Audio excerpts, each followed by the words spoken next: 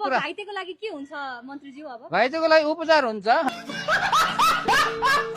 नेपाली जनताले निशुल्क शिक्षा पाउँछन् त अब तपाईँ मन्त्री हुँदाखेरि? अरे म मन्त्री हुँदैमा निशुल्क शिक्षा कसरी दिने? म भगवान हो र भनेको।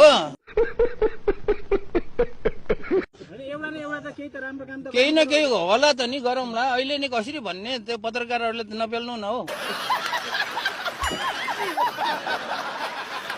यति धेरै एनर्जी चाहिँ कसरी आउँछ सर?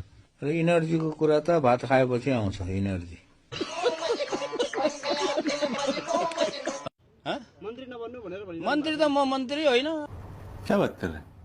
एउटा जिम्मेवारी, एउटा भनौँ न, एउटा औपचारिक रूपमा मन्त्री भएको हो, तर व्यवहारमा चाहिँ म मन्त्री हुँदैन।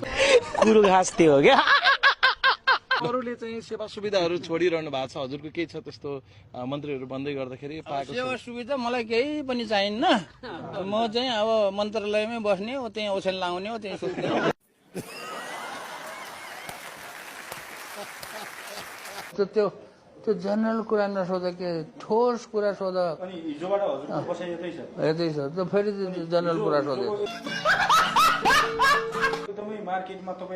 त्यो मार्केटले मैले गरेको होइन।